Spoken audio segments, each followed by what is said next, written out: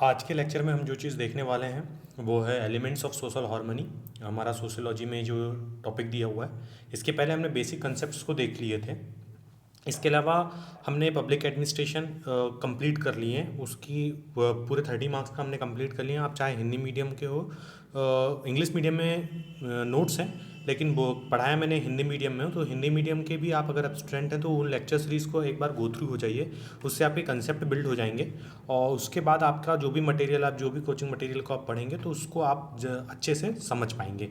तो उसकी link description में है। साथ ही साथ हमारी इथिक्स की सीरीज़ चल ही रही है, तो उसकी भी लिंक मैं आपको डिस्क्रिप्शन बॉक्स में दे दूंगा, या फिर आप प्लेलिस्ट में जाके दे सकते हैं। उसके 4 लेक्चर हो चुके हैं। तो हम सोशियोलॉजी को आज पढ़ेंगे।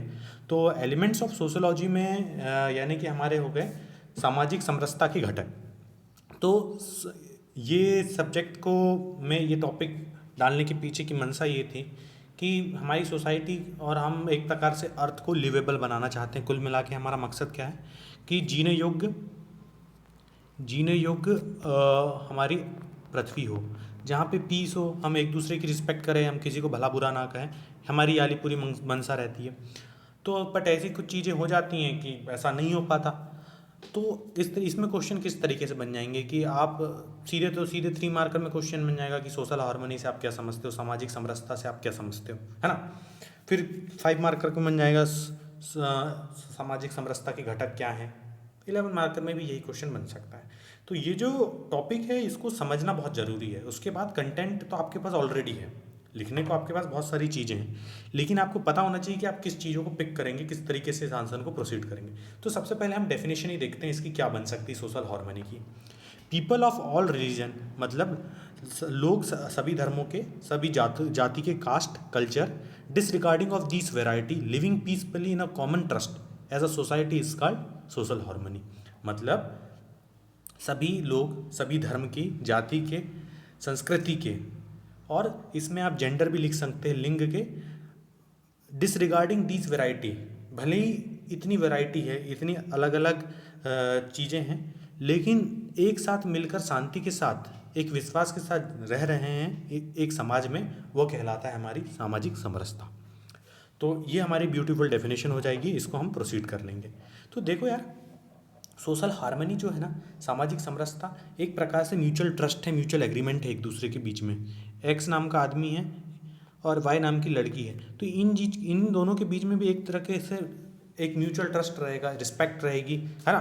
तो ये सोशल हार्मनी के एलिमेंट्स बन जाते हैं, मतलब एक नीड बन जाती है। तो हाँ, हम कैसे सोशल हार्मनी को ला सकते हैं। मान के चलिए आप एक देश में रहते हो, देश कंसेप्ट तो अभी अभी आया है ना। सेकेंड वर्ल्ड वॉर के बाद छोटे छोटे देश बने थे, डेवलपिंग नेशन और डेवलप नेशन करके आया था। बाकी तो सब देश जैसा कंसेप्ट था ही नहीं ना, लोग अपने अपने इसमें रह रहे थे, ज्योग्राफी के हिसाब से अपनी अपनी टेरिटरी बना दिए थे कि ये हमारी जगह है।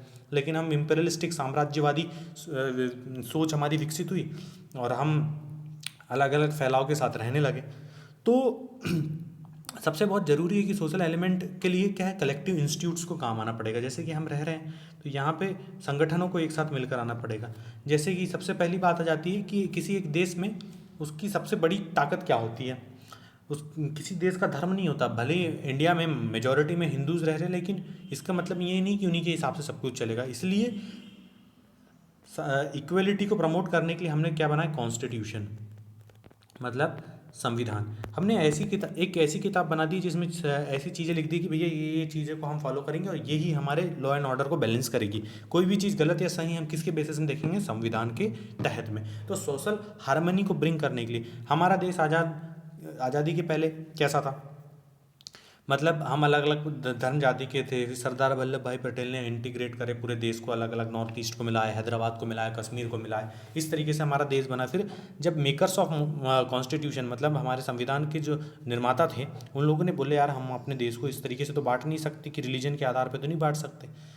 तो हमको क्या है कि सामाजिक समरसता भी रखना है, सोशल हार्मनी भी रखना है, ताकि हम प्रेम भाईचारे के साथ रह सकें। तो इसलिए हमारे देश में सबसे पहला एलिमेंट कोई चीज़ है सोशल हार्मनी का, वो है संविधान। It sought to constitute India into a sovereign socialist secular democratic republic. मतलब हमारे देश को हम सोवरेन बनाना चाहते, सामाजिक बनाना चाहते थे, धर्मनिरपेक्ष बनाना चाहते थे, है ना, गणतंत्रिक बनाना चाहते थे।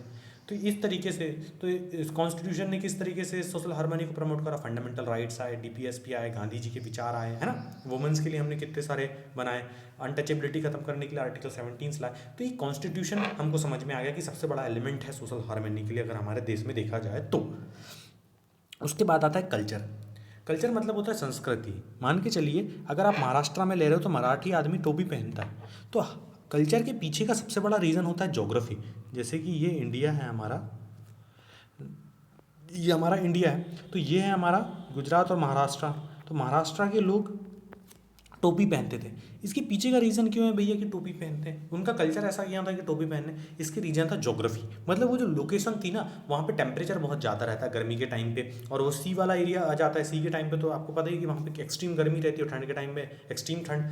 तो इस वजह से वो लोग ने अपने सर को ढकने के लिए टोपी लाए। तो कोई भी कल्चर का सिग्निफिकेंस ज्योग्राफी से एसोसिएटेड रहता है। अब जैसे मान के चलिए आप साउथ में जाएंगे तो नारियल बहुत खाएंगे, क्योंकि वो लैंड ही वैसी है, आजू बाजू पेनिनसुलर एरिया में है ना, पानी पानी है, तो वहाँ पे कोकोनट्स वगैरह बहुत होते हैं, तो वहाँ पे वो हो गया। तो इस तरीके से हिमाचल में हिमाचली टोपी होती है, तो वो ठंड ज़्यादा पड़ती है तो सर को ढकने के लिए। तो कोई भी कल्चर की इवॉल्व होने के पीछे का कारण क्या रहता है, वहाँ की भौगोलिक परिदृश्य।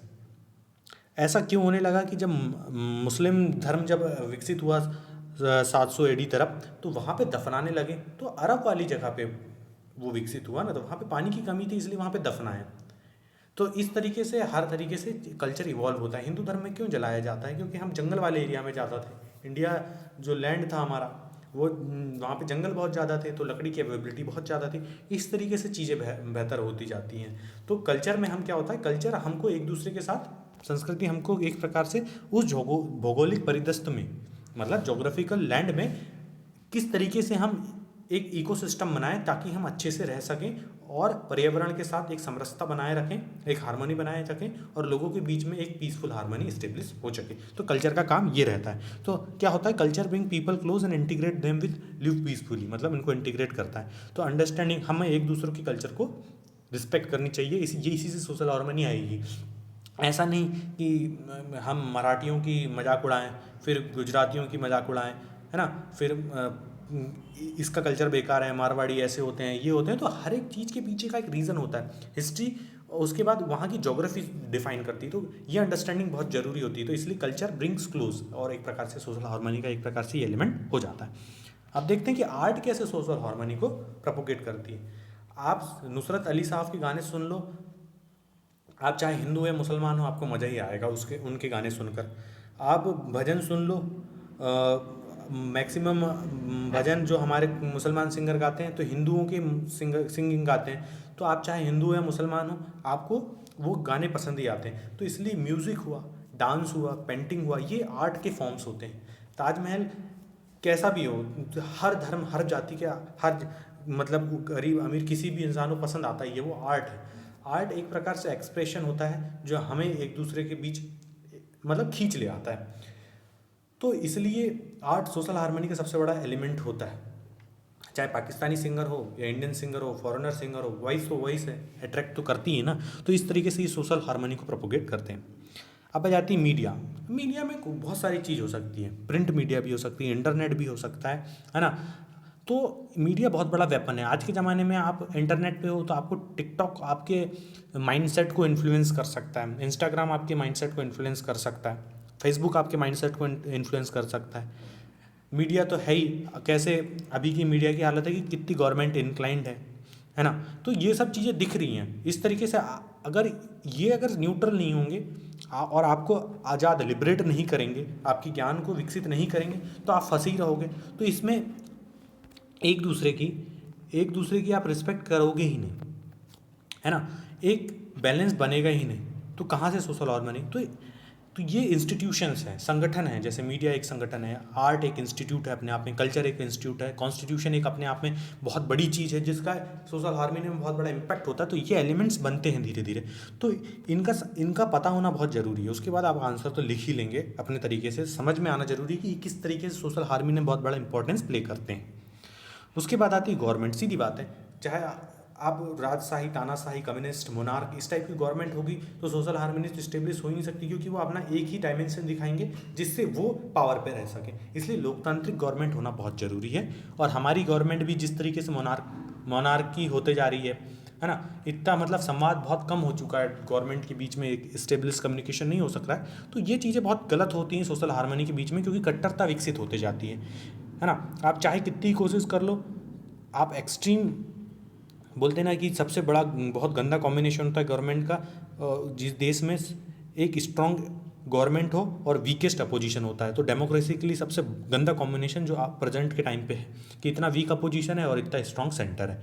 तो इसलिए चाहे हिंदू हो या मुसलमान हो, अगर दोनों कट्टर हैं तो दोनों अपने ही जाल में हैं, वो लिबरेट नहीं है, आज़ाद नहीं है अपनी सोच से। तो ये बहुत ज़रूरी होता है कि गवर्नमेंट का न्यूट्रलाइज्ड होके और डेमोक्रेटिक रवैया अपनाना सोशल हार्मनी के लिए।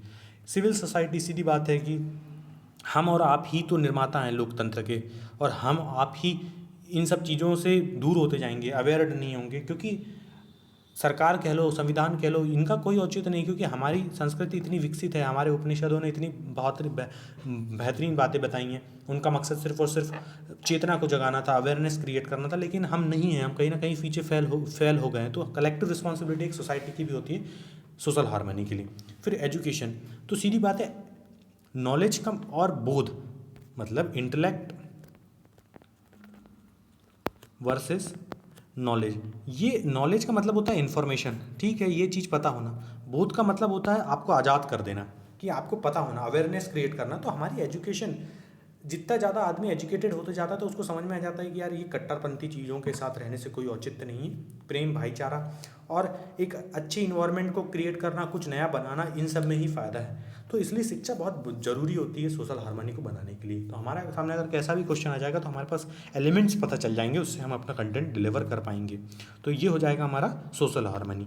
अब देखते हैं कि यार सोशल हार्मनी के लिए हिंड्रेंस कौन कौन से, मतलब बाधाएं कौन कौन सी है सामाजिक समरसता की।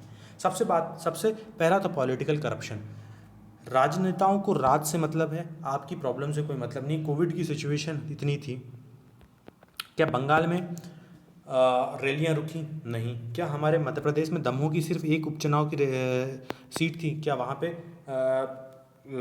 रैलियां रुकी? नहीं रुकी। तो पॉलिटिक्स में सिर्फ लोग अपने मतलब से देखते हैं, उनको कोई मतलब नहीं होता कि सोशल हार्मनी बने या नहीं बने। बड़े बड़े नेता कट्टरपंथी कमेंट्स कर देते हैं रिलीजन के ऊपर, लेकिन हम चुप ही रहते हैं, क्योंकि हमको भी लगता है कि हिंदू खतरे में, मुसलमान खतरे में, और उसी के बीच में हम लड़ रहे हैं। आज कोविड ने तो ऐसी सिचुएशन बना दिया कि क्या हिंदू क्या मुसलमान, क्या अमीर क्या गरीब, लाशें गिरते जा रही हैं, हर किसी की फैमिली इम्पैक्ट हो रही कोविड से, उसके बाद भी हम नहीं जगे। तो शायद ये हमारी बेवकूफ़ी है या फिर हमारे देश की ये नाकामी है कि हम इतने अशिक्षित रह गए और आज भी राजनेता अपनी रोटी सेकते रहे। शायद ये चीज़ बदलेगी नहीं, बट ऐसा है कि पहला चेंज तो अपने अंदर से ही आता है, तो पहले हम लिबरेट हों, तभी धीरे धीरे कुछ ना कुछ तो बदलेगा। तो बहुत ज़रूरी है कि स्टेप हमसे चालू हो। तो ये पॉलिटिकल करप्शन हो गया। फिर आता है कैपिटलिज्म। कैपिटलिज्म का मतलब होता है सिर्फ और सिर्फ कंजम्पशन और प्रोडक्शन। ऐसी इकोनॉमी बना दो, देखो इसको समझने से पहले मैं आपको बैकग्राउंड में ले जा देता हूँ हिस्ट्री पे। हिस्ट्री में क्या कहते हैं कि जब ब्रिटिश आए थे तो उनको पता चल गया था कि इंडिया में सोशल हार्मनी बहुत अच्छी है, मतलब हिंदू हो या मुसलमान हो, इनका बिजनेस बहुत सही तरीके से चलता है। मतलब इनको पता है कि मुस्लिम की डिपेंडेंसी हिंदू पे है, हिंदू की डिपेंडेंसी मुस्लिम पे, तो इनने क्या करे, सीधे इकोनॉमी पे टारगेट कर दी। मतलब वही सीधी बात है कि इनके सोशल फैब्रिक और इनकी इकोनॉमिक लिंकेज को ब्रेक कर दिए। तो हिंदू को मुस्लिम के अगेंस्ट भड़का दिए, मुस्लिम को हिंदू के अगेंस्ट। जैसे वो अपना हमारा 1857 का मेरठ कॉन्स्पिरेसी केस नहीं होता, मंगल पांडे वाला, तो कैसे वो चमड़े वमड़े का वो रहता है बॉम्ब में, और सुअर वूअर से भी रिलेटेड चीज़ें रहती हैं। तो इस तरीके से उन्होंने सोशल फैब्रिक को टारगेट करे, है ना। तो ये चीज़ें इन्होंने टारगेट करे, तो इस तरीके से सोशल हार्मनी, सोशल फैब्रिक को ख़त्म कर दी। तो आज उसी का दुष्परिणाम है कि हम इकोनॉमिकली जो डिपेंडेंस हिंदू और मुस्लिम की थी उनको ब्रेक करके कल उसको रिलीजन से इंटीग्रेट करते हुए आज इतना बड़ा वैक्यूम क्रिएट कर दिए हैं, इतना बड़ा गैप आ चुका है कि हम संवाद भी नहीं कर सकते एक दूसरे से बेहतर तरीके से धर्मों के ऊपर। तो ये उनका मकसद था। तो कैपिटलिज्म में होता क्या है, कुल मिला के प्रोडक्शन और कंजम्पशन पे एक अर्थव्यवस्था चलती है। तो आप बोलोगे इसका सोशल हार्मनी से क्या लेना देना, किस तरीके से? तो क्या हो जाता है कि मनी माइंडेड सोसाइटी क्रिएट हो गई। आप चाहे आप बीफ का धंधा करो या चिकन का धंधा करो, किसी का भी धंधा करो, आपको पता है कि किस तरीके से एनिमल स्लॉटरिंग हो रही है, किस तरीके से बड़ी बड़ी कंपनियां इस पे ऑपरेट होती हैं, प्रोसेस्ड फूड के ऊपर किस तरीके से धंधा होता है। तो आपने सिर्फ प्रोडक्शन और कंजम्पशन पे इकोनॉमी को बना दिया। आज शहरों पे इतना पलायन, हम इतनी महत्वाकांक्षाएं रखने लगे हैं कि पूरा शहरों में अर्बन क्राउडिंग बहुत ज़्यादा हो चुकी है ना, शहरीकरण बहुत ज़्यादा हो चुका है, ओवर पॉपुलेशन हो चुकी है। तो इस तरीके से चीज़ें कैपिटलिज्म में की जाती हैं कि आपको सिर्फ मटेरियलिस्टिक चीज़ों और मनी माइंडेड रख दिया जाता है। तो सोशल हार्मनी ऑब्वियसली बात है कि आप कल्चर, रिलीजन, इन सब चीज़ों की इस फैब्रिक क्रिएट ही नहीं कर सकते और फिर उसको इंटीग्रेट कर दोगे आप अपने रिलीजन की से कि भैया देखो एनिमल स्लॉटरिंग हो रही है, ये कर रहे हैं। तो इस तरीके से इकोनॉमी आदमी को बर्बाद कर देता है और सोशल फैब्रिक ख़त्म हो जाता है। फिर बोलोगे इंटरनेट कैसे सोशल हार्मनी को ख़त्म करता है। तो देखो इंटरनेट में आप बेधड़क गालियाँ चल रही हैं। आज ट्विटर पे पॉलिटिकल लीडर्स एक दूसरे को उलट सुलट कह रहे हैं, है ना। आदमी को सिर्फ ब्लाइंड बनाने का कोशिश की जा रही है। सोशल हार्मनी इस तरीके से ख़त्म हो जाती है कि पॉलिटिकल एजेंडास चलते हैं। फिर होता है चीप डोपामाइन, मतलब कि आज इंटरनेट की इतनी एक्सेसिबिलिटी है, इन्फॉर्मेशन आपके हाथ में है ना, आप गलत चीज़ें देख रहे हो। मतलब पूरी जो इकोनॉमी है उसमें न्यूडिटी से चलता है।